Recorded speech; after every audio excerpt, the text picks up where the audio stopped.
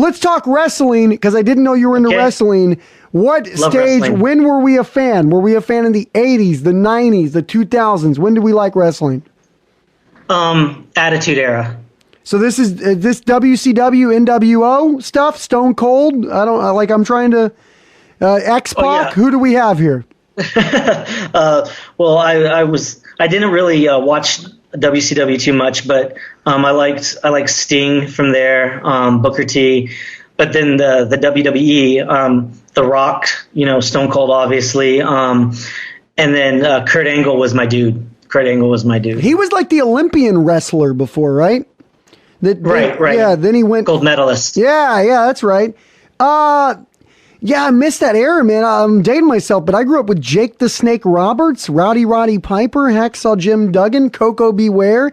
And the back in the day when they used to wear the like what looked like the whitey tighties, you know what I'm talking about? They were the whitey tighties, and the coolest move was like the clothesline. And I was showing my daughter, I was going through on YouTube. I was like, check this out, because my favorite match of all time is WrestleMania 3, Hulk Hogan versus Andre the Giant. And Hulk Hogan does what I still to this day regard as an impossible feat of strength, where he picked up Andre the Giant over his head and body slammed him. Greatest. Right. I mean, that's like a standing ovation if you're a wrestling fan. And I was so jacked.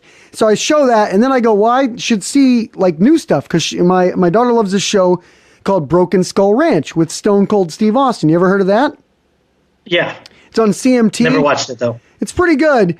It's just the only thing is like 90% of the show is Stone Cold going, big ass. That's a big ass jump. That's a big ass run. That's a big ass. That's 90% of the vocabulary on it. But there's a lot of, it's a good show. It's like a reality show, and a lot of feats of strength on that as well. But anyway, so I'm like, okay, let's watch a Stone Cold match. So I queue up the first one that pops up on YouTube, and it's Stone Cold, and I guess he was against like Kane or The Undertaker. Okay. And so The Undertaker is in the ring, and they're doing the, what is it where they give the speech? There's a name for it. They're doing the little promo or something. Promos? Yeah. Undertaker's in the ring doing a promo, and then he's threatening Stone Cold to come out, but it cuts to the back room, and it cuts to behind the scene. There's Stone Cold beating the crap out of Kane, and you just see him like he's like cheering him on the head, and then he's like kicking him in the face, and then somebody, it's another guy, walks out and like hits Stone Cold in the head with something, and Stone Cold comes stumbling out with like hitting the head with a bat, stumbling out into the audience, walking through the little aisle there up to the ring, and then they just start like pummeling each other with like it feels like weapons. They're just weaponizing each other. And at some point they throw Kane's hand up onto the stairs, and they put a chair on it, and it replicate breaking his arm. And I was freaked out. I was like, what happened to wrestling? I just showed my daughter a murder. I don't know what's going on. This like I come from the age where the body slam was the move. When you were watching wrestling, it was like violent. Oh my God, you were watching a violent wrestling. Yeah. I mainly got into it because of the, I really like acrobatics. Like, do you know the Hardy Boys? Mm-hmm. Yeah, I really liked just the acrobatics of everything, the showmanship of all of it, and it was just amazing. And then I'm also a big story guy. I like stories, with comics and everything. So well, I mean, there is a canon to wrestling. There's a whole world of it. Yeah. Yeah. So when they got good storylines, I'm just enthralled. I'm there. I'm locked in. You have me. Yeah, I loved The Rock. I did watch some of him. I couldn't believe how violent the Stone Cold match was, but I really enjoyed the thing I like about wrestling is that essentially it's like an American business. It's like you can find soccer in every country. You can find baseball, football, not so much, but now it's in Canada and Europe and stuff like that. But wrestling, professional wrestling, is an all-American created business of watching. It combines theatrics. It combines like I had to learn. Like I learned a lot about it. Like I learned there's a shoot and a work, and a work is fake, and a shoot is real. sometimes you have like a work shoot that starts off fake but then becomes real.